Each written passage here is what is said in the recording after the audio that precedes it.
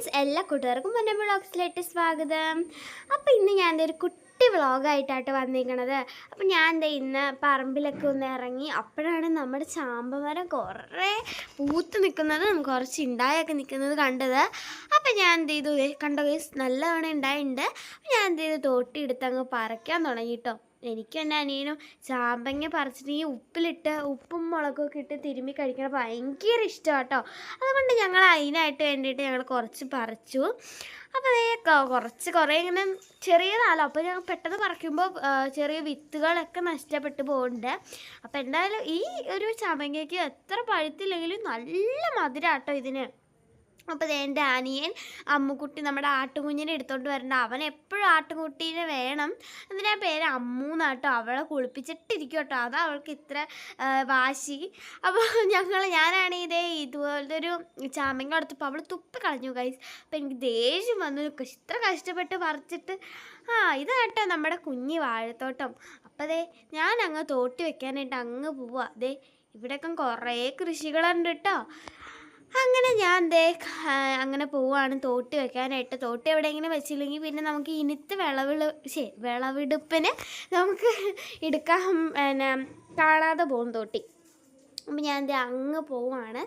ഈ തോട്ടത്തിക്കട നടക്കാൻ നല്ല സുഖമാട്ടോ, നല്ല രസമാട്ടോ. ഇവിടെ ഞങ്ങൾ ഇതിലൊക്കെ കളിക്കാറൊക്കെ ഉണ്ട് കേട്ടോ.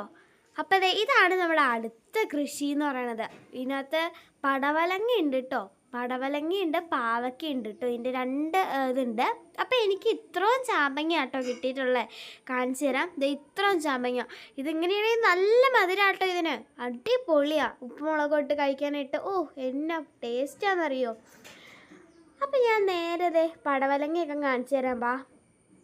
നമ്മുടെ കുഞ്ഞു പടവലങ്ങ എന്തോ ഉണങ്ങിപ്പോയിട്ടുണ്ട്, ചിലത് പറിക്കാതിരുന്നപ്പോൾ ചീത്തയായിട്ട് പോയിട്ടുണ്ട് കേട്ടോ. ഇതുപോലെ അമ്മച്ചിയാണെങ്കിൽ ആരെങ്കിലും നമ്മുടെ അയൽവക്കത്ത് ആരെങ്കിലും ചോദിച്ചു കഴിഞ്ഞാൽ അമ്മച്ചി കൊടുക്കും കേട്ടോ. ആരെങ്കിലുമൊക്കെ ചോദിച്ചു കഴിഞ്ഞാൽ അപ്പം കൊടുക്കും. നമുക്ക് കൃഷി ഉണ്ടല്ലോ, അപ്പോൾ അവിടെ വെച്ച് ആരെങ്കിലും ചോദിച്ചു കഴിഞ്ഞാൽ ഇന്നത് തരുമെന്ന് വെച്ച് കഴിഞ്ഞാൽ അമ്മച്ചി തരാമെന്ന് പറഞ്ഞാൽ കൊടുക്കും കേട്ടോ. അതാണ് നമ്മുടെ വലിയ പടവലങ്ങ കേട്ടോ. നമുക്ക് ഇത്ര ഉണ്ടായാൽ വലിയതാണ് അത്. ബാക്കിയെല്ലാം ചെറിയതാട്ടോ, ഉണ്ടാവണേ ഉള്ളൂ. ചിലതൊക്കെ ഇത്ര ആയി, ചിലതൊക്കെ ഉണ്ടാവണേ ഉള്ളൂ കേട്ടോ. അങ്ങനെ താഴേക്കും കുറേ പറപ്പെന്ന് വെച്ചാൽ ബട്ടർഫ്ലൈസ് ഉണ്ട്.